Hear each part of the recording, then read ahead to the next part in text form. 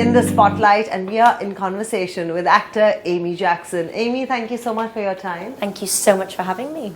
Amy, you were born in an island called the Isle of Man. Yes. And then you moved to Liverpool at 2. How did Bollywood happen?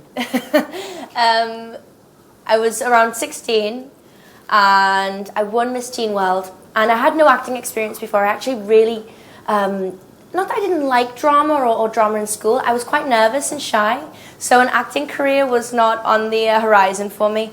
But a director from South India scouted me after I won Miss Teen World, and he said, okay, I've got a film for you. I want you to come over to India and try it out, see what you think. I thought, this is so random, this is crazy. I dragged my mum with me, and within a couple of weeks we were filming my first film, Address Patternham, and that was it. And one thing led to another, and 7 years later I'm continuing with more films, and Bollywood happened. And let's begin with South Indian cinema. Did you learn the language, or did you just mug up the words and speak? So for the first film I was very lucky. I played the role of a governor's daughter. It was set in the 1940s. So I was British in the film, which was perfect, but I had to speak Tamil because I fell in love with a local Tamil boy and I wanted to impress him, obviously. And the Tamil I had to speak didn't have to be perfect whatsoever, so the accent worked, the slight mistakes suited the role perfectly. But then obviously after that I had to take it more seriously because I was playing roles of Tamilian girls and different girls. A Malayalam girl I've played a role of. So I had to learn the language to take it seriously and you know, do it properly in that sense. From South Indian cinema to Bollywood, how did the transition happen? Again, that was pure fluke once again. I did Madras Pattern, which was my first film, and then I met Gautam Menon after that released, and he had me in mind for another Tamil film.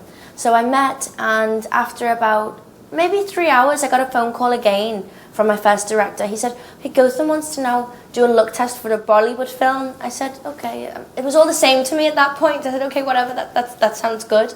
And then that led me to my very first Bollywood film, Ek Deewana Tha, which feels like a long time ago, but that gave me my stepping stone into the Bollywood industry then. And it all went from there. And how has Bollywood treated you? What's your experience been? Well, I'm still here, so I've survived so far. But Bollywood's been fantastic. I think Singh Is Bling was definitely a stepping stone in my career and a big milestone to work with Akshay and on a big, massive Bollywood commercial film like that. So I'm glad I'm going in that sort of direction. Are you a Brit at heart, or have you converted to be an Indian Bollywood girl? I've converted. Honestly, when I arrived, even depending on the food and the weather, spice I could not handle whatsoever. I remember when chili flakes used to be sprinkled on my pizza and I'd be like, oh, I can't eat that. Now I need spice in my dishes, and I miss India when I'm at home. It's miserable back in England at the moment. It's grey and cold. So the sun is always welcome for sure. And do you live in India with your family, or it's just you on your own? It's me on my own, but I do bring my mum out most of the time. She's here with me today. I keep looking over there. She's in the corner, and I bring her with me when I'm filming because it's lonely. It gets lonely and it gets tiring. So it's nice to have that person to come back to at the end of the day. My dad comes out a lot. My friends, every so often, they treat it like a holiday.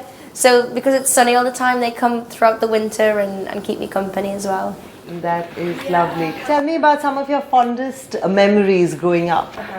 Fondest memories, I think I'm a big outside girl. I love nature and I love animals. My mum's a horse riding instructor, so I think my fondest memories were around about 10, 11, 12 when we had our horses and we'd go all over the country in England to attend horse shows, and that would be the epitome of the year. It was the horse of the year show, so we'd prepare all year for that, and we'd go in our trailer. My mum would drive a big HGV truck with 2 of the ponies in the back, and I think that would definitely be my fondest memories.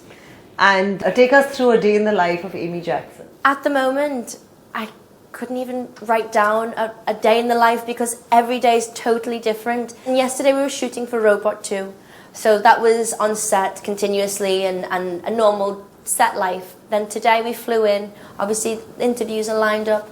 The only constant thing in my life, I suppose, is my workout regime and my beauty regime, I suppose, depending on where I am in the world and what country and where I wake up. That is probably the most constant thing in my life. So minimum 1 hour a day of workout and my typical beauty regime with my products and things like that. So take us through your workout. What do you do for an hour a day? An hour a day, I have to keep active. That keeps my mind active, keeps me feeling alive, and it's a little bit of an escape for me from, you know, day-to-day tasks.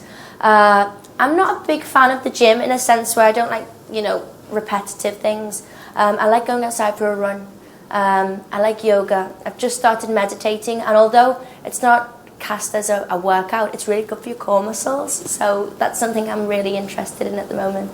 And what's your beauty regime? I made it sound like it was something huge, but it's actually not. I keep it very simple, but I use products that work for my skin because it's quite sensitive, and I break out very easily if I go too fancy. So a simple face wash and moisturiser, and the tablets I do take, which are amazing for a good glow, are vitamin A. So vitamin A I pop every morning for a nice shine and a nice glow. Lovely. Which beauty products does Amy Jackson swear by? I swear by Elizabeth Arden. When we're flying, for hydration and you know, so you don't get those horrible cracked lips, which I actually have today from the flight this morning. Elizabeth Arden 8-hour cream works wonderfully. So that's my go-to beauty product for sure. Excellent. And tell us about your experience in India. You've been here for 7 years. How have Indian men treated you? Can I be honest? Men all over the world are exactly the same. Honestly, I don't think there's any different species of man around. But I've had a really good experience. I've worked with some awesome co-stars, which I've learnt a lot from. At the moment, I'm working with Rajinikanth, who's like a god over in South India, and he's such a gentleman. He's a typical gent, and very humble, very caring, and very funny actually. You know, you don't see that side of him because he's quite shy in public, but in actual fact he's very funny, and I have a great time with him on set. And other than that, I've worked with some great co-stars here in Bollywood. Akshay is hysterical. I have a great time working with him. He's so much fun. And yeah, I've had co-stars all over the place, so they're who I can go from, and I've had a good experience with them. And who are your favourite Bollywood actors? Favourite Bollywood actors? Akshay is one of them. I had the privilege to work with him, for sure. I think he's a great actor. I love Alia. I'm such an Alia fangirl. Every role she does is amazing. And then my favourite would have to be Salman. He's my utmost favourite. Now, you've been in the industry for 7 years. What's the advice that you would offer somebody who wants to enter? Mm-hmm. I think dedication massively. You know, I've shifted my home from England at 16 and made India my home because obviously it arrived and it was such a great opportunity. So having to put the hard work in went hand in hand with everything else. But also not losing yourself. So I think midway, you know, going through 19, 20, 21, you don't really know yourself properly then, and I think I got a little bit lost, but I found myself again, and knowing what you want and taking decisions on your own is important, because, you know, it's your life and you have to be happy, so making each decision for yourself. So what has been the toughest moment for you in the movie industry? I've been lucky because, as I say, I've had great people around me. I think probably the most difficult part would be the initial stages. When I was 16, 17, I was, you know, in a foreign country. I didn't know anybody. It was a foreign language.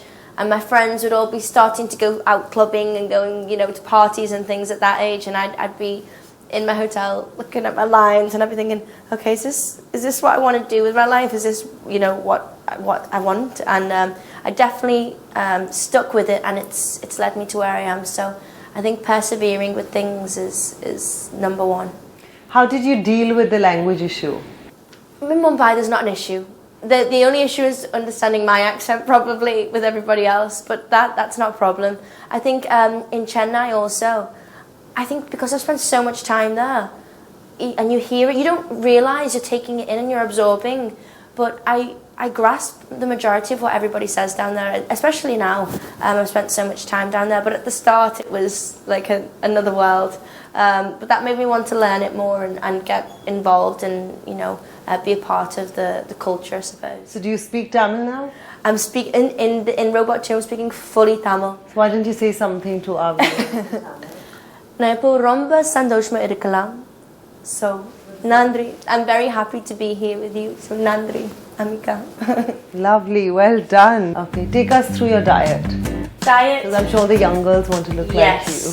You know, I'm cutting out milk, dairy products, and anything to do with that because overnight I've actually become lactose intolerant, which is crazy because I didn't know that could happen. I make sure that obviously the 5 a day fruit and veg is, I have to have that. No carbs whatsoever. Oh no, I love my carbs. I get moody if I don't have carbs. Pizza is one of my favourite things. I've switched to dark chocolate now, but at minimum have at least a small square of chocolate a day, for sure.